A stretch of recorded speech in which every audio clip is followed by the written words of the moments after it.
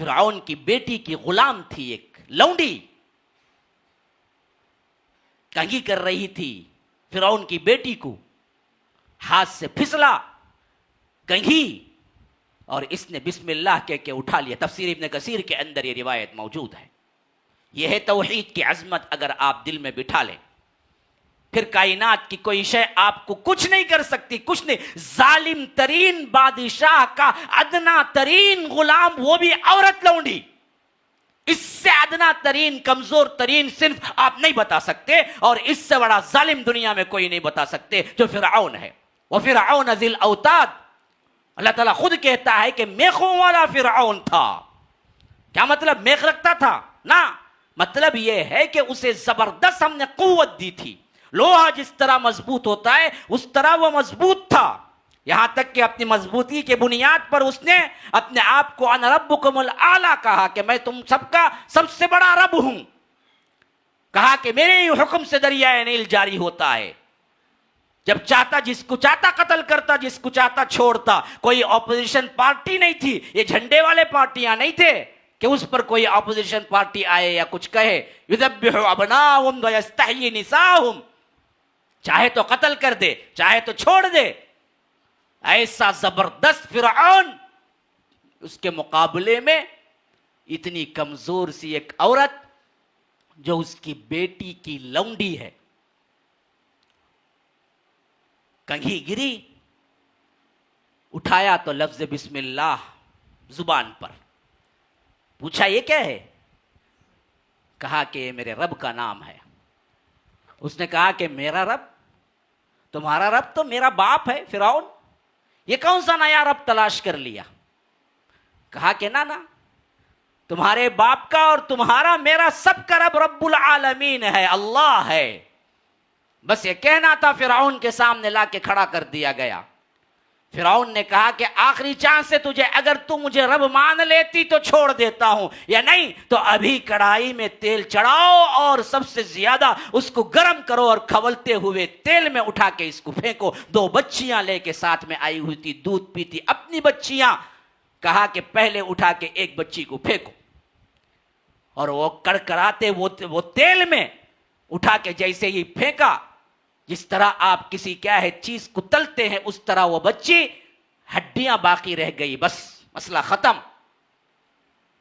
کہا کہ دیکھ یہی حالت دوسری بچی کی ہوگی، پھر اس کے بعد آخر میں تیری بھی یہی حالت ہوگی۔ مان، توحید کے علم بردار تھے، ایک اللہ کو ماننے والے تھے۔ میرے مسلمانوں سنو، اگر ہم بھی آج ایک اللہ کو مانتے، صرف ایک اللہ کو، یہ جراءت ہمارے اندر بھی، ہماری بیٹیوں میں بھی، ہمارے بچوں میں بھی، ہماری اولاد میں بھی، ہمارے بڑوں میں بھی، ہمارے بوڑھوں میں بھی، ہمارے نوجوانوں میں بھی آتی۔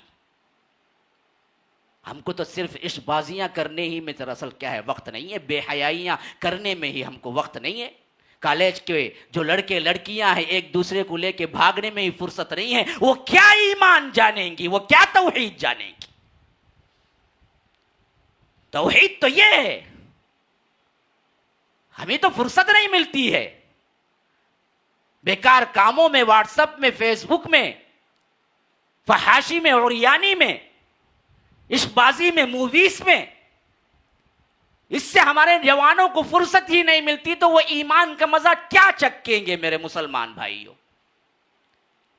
ایمان تو اس چیز کا نام ہے کہ اس نے ایک بچی کو پھینکا، جس طرح مرغی تل کے نکالتے ہیں اسی طرح بچی کی ہڈیاں باہر آئی، بس گوشت وغیرہ سب کا سب الگ ہو گیا۔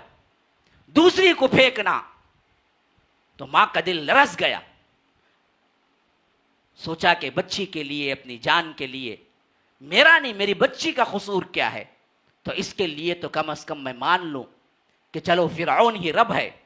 یہ خیال آنا تھا، اور تھوڑا سا قدم ڈگمگائے پیچھے، وہ دودھ پیتی شیرخوار بچی بول اٹھی کہ اماں میری فکر نہ کرو، ہم دونوں جنت میں رہیں گے، لے جاؤ مجھے بھی ساتھ میں۔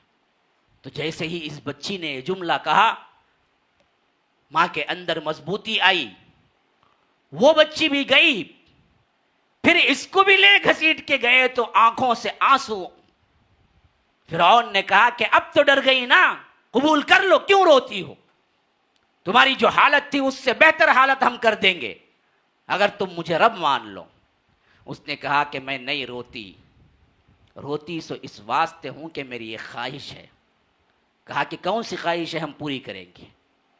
کہا کہ ایسا کرو، ہم جب پورے کے پورے مر جائیں گے اور ہمارے گوشت اس ہانڈی کے اندر ٹکڑے الگ، ہڈیاں الگ ہو جائیں گی، تو ہمارا جو کچھ بھی ملبہ ملتا ہے، ہمارا جو کچھ بھی آخری بدن کا حصہ ملتا ہے، دیکھو ہمیں الگ الگ نہ دفن کرنا، میری دونوں بچیوں اور مجھ کو ملا کے ایک ہی جگہ دفن کرنا، بس اتنی خواہش ہے۔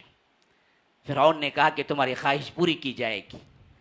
پھر وہ عورت بھی کیا ہے، اسی طرح جل بھن گئی، بچیاں بھی جل بھن گئی، اور اللہ تبارک و تعالی نے ایسی جنت دی کہ انہیں باوجود ظالم ہونے کی وصیت پورے کرنے کی اسے کیا ہے اللہ تبارک و تعالی نے دل میں توفیق ڈالی، اور اس نے ایک ہی جگہ دونوں بچیوں کو اور ماں کی ہڈیوں کو دفن کر دیا۔ پھر یہ زمانہ 2000 سال سفر کرتا رہا، یہ زمانہ 2000 سال سفر کرتا رہا، یہاں تک کہ اللہ کے رسول صلی اللہ علیہ وسلم معراج میں اسی راستے سے آسمان دنیا کا سفر شروع کیے۔ 1900 سال کا سفر، درمیان میں ان لوگوں کے ساتھ یہ واقعہ پیش آئے ہوئے 1900 سال کم از کم گزر چکے تھے، اور اللہ کے رسول صلی اللہ علیہ وسلم 1900 سال بعد اسی راستے سے سفر کر کے جا رہے تھے آسمان دنیا کو، تو اللہ کے رسول صلی اللہ علیہ وسلم کو اس جگہ سے جنت کی خوشبو سنائی تھی۔ جنت کی خوشبو اللہ کے رسول نے سونگھا تو جبرائیل سے پوچھا کہ جبرائیل، یہاں اس بیابان کے اندر فلسطین کے ان علاقوں میں جہاں پر پہلے ظالم فرعون آباد تھا، مصر کے ان کھنڈیروں کے اندر مجھے جنت کی خوشبو کیوں نظر آتی ہے؟ کہا کہ اللہ کے رسول، یہاں پر وہ بچیاں وہیں دفن ہیں، ان کی ہڈیاں وہیں دفن ہیں، جس دن وہ دفن ہوئی اس دن سے لے کر آج تک یہی جنت کی خوشبو ان کی قبروں سے آ رہی ہے۔ یہ ہوتا ہے ایمان، یہ ہوتا ہے توکل، یہ ہوتی ہے توحید۔ دنیا کا ظالم ترین انسان بھی ان کی توحید پہ کوئی نقب نہ لگا سکا۔ آج ہماری توحید کیا ہے جی؟ شادی ہوئے 1-2 سال نہیں گزرے، بچہ نہیں ملا، در کے کیا ہیں دروازے جو کھلے ہوئے ہیں سب جھوٹے، ان درگاہوں کے چکر کاٹتے اور منتیں مانگتے اور سجدے کرتے گزرتے ہیں۔ اس توحید کو رکھتے ہوئے اللہ کی مدد آئے گی کیسے؟ ہمارے اندر بہت سی اصلاحی طور پر کام کرنے والی جماعتیں ہیں، لیکن اصل توحید پر کام کرنے والے کہاں ہیں؟ اصل توحید کے لیے مر مٹنے والے کہاں ہیں؟ اصل توحید کے اعتبار سے علم حاصل کرنے والے کہاں ہیں میرے دوستو؟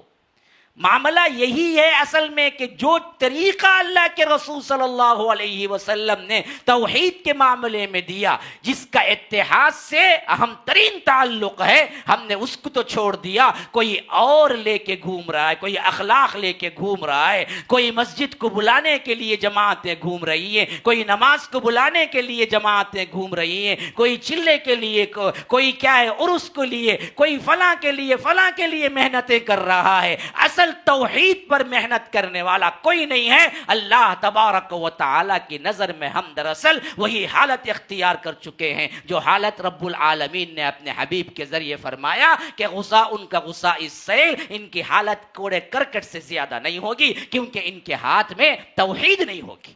مسئلہ ختم۔